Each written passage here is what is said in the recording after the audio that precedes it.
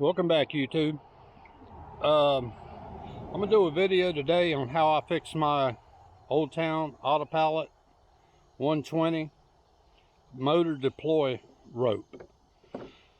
This thing has given me fits, and I scoured the internet trying to find an easier solution, and no matter where I looked on YouTube or forums, I couldn't find an easy solution to get this rope deployment fed through this grommet hole where it needs to be. So after about 4 or 5 hours of frustration and aggravation trying to work on it, I figured out a hack. And so I thought I would bring this to you guys. It's amazing to me that Old Town, with this being such a failure break point, that Old Town didn't, there's the chicken, that Old Town didn't, you know, try to think this thing through a little bit and figure out an easier solution other than what they give you in the instructions. So I'm going to walk through this and show you guys how I did it, and what took me about 4 or 5 hours of trying to do it before turned out to be about a 15-minute job. So let me show you what we're talking about here. Okay, so the issue is this deployment rope, and anybody that owns the Autopilot 120 or the Autopilot 136 is going to be familiar with this deploy rope. So you guys know that you pull the rope, you know, and it seats the motor down in there. Well, I ordered the new replacement kit for this rope, and the instructions say that you just push this rope through that grommet until you have enough cord laying down here to where you can reach through the bow hatch here, reach through there and reach all the way down through here and grab it. Now, them are some of the worst instructions I've ever seen in my life, Old Town, because no matter what you do, you cannot push, I could not push this cord through that grommet. It just wouldn't go. It's like trying to push a spaghetti noodle, a cooked spaghetti noodle, through the eye of a pin. So I tried and I tried and I tried, and I couldn't get it to go through. I looked over YouTube. I couldn't find really anything that helped me. And so then I started looking at it, and I said, well, I'm going to unscrew this grommet. It's got a hex head fitting that it takes to unscrew that grommet. So I took this cleat off, I unscrewed that grommet, and then I pulled the rope through the grommet while the grommet was off. I got enough fed through the grommet to where I could, till there was enough laying down in here that could reach up to the front where the motor is. So after I did that, I took off the back hatch, I got out my air compressor, and I sprayed, I put the air down through this side of it so that it could blow the rope that was laying down in here up toward the front and get it kind of unraveled and take it up toward the front. So it did that, and it put it, but still not far enough where I could reach it from the front hatch.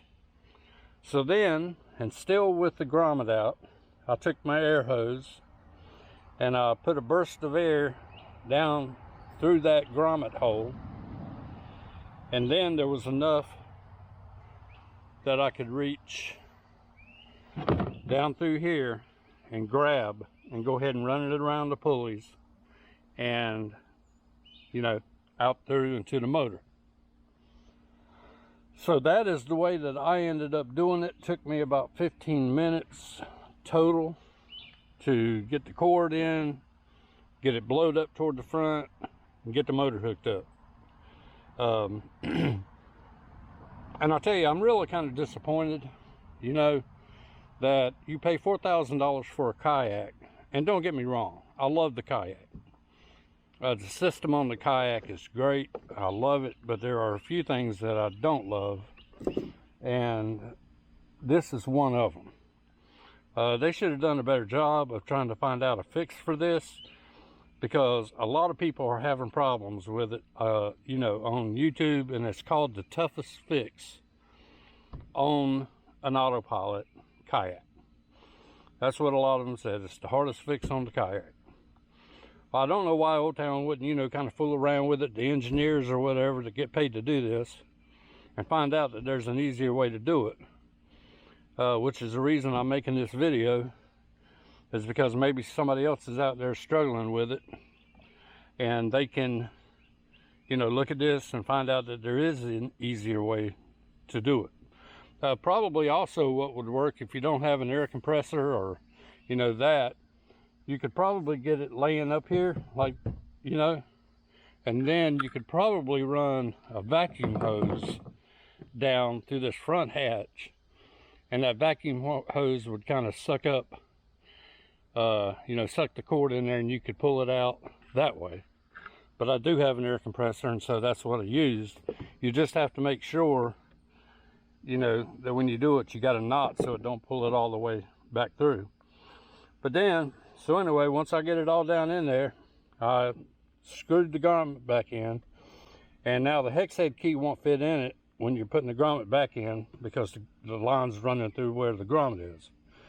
So I took a pair of needle nose pliers, and making sure not to rough it up, I just screwed it back in with a pair of needle nose pliers, run the line back through the cleat, put the cleat back on, and that was that. But look, this is a word of warning right here. This is another thing that just is completely, I don't know why Old Town wouldn't look at these types of things. But this cleat, where it comes out to the not the cleat, but the grommet, where it comes out through, where they drilled through for this hole, they didn't bother to sand the edges back there. And I reached up and felt, and it is just full of shards, sharp plastic shards from where they drilled the hole through, and didn't bother to kind of sand anything or get any of those sharp shards off. And so when you're constantly, you know, pulling the motor up and down and up and down and up and down, those shards will cut this line. And I believe that's exactly what happened, because the line failure, when it broke, was right in here. So I believe that putting it up and down, that those shards cut that line. So that's a critical failure point. And it looks just, I mean, common sense would say that the, you know, the finish should be better than that whenever you're you've got a point where a rope is going to be going back and forth through there. So what I did, and what I suggest that you do, is even if your rope's still good, it don't take but a minute to take a piece of sandpaper and reach through the front hatch and go down there and feel if yours is rough around the inside of where that grommet hole is. And if it is, take that piece of sandpaper and sand it down. So I sanded mine down. It's nice and smooth in there now. They probably did the same thing on the front grommet, but I had no way to get in there and feel, or get a piece of sandpaper to it to try to get that smoothed down. But I did put a little oil, dielectric grease, on this rope a little bit, so that if there is shards back there, it might help protect it from when you're pulling it up and down. But again, Old Town, you know, you're selling a premium kayak, and, you know, your instructions are terrible.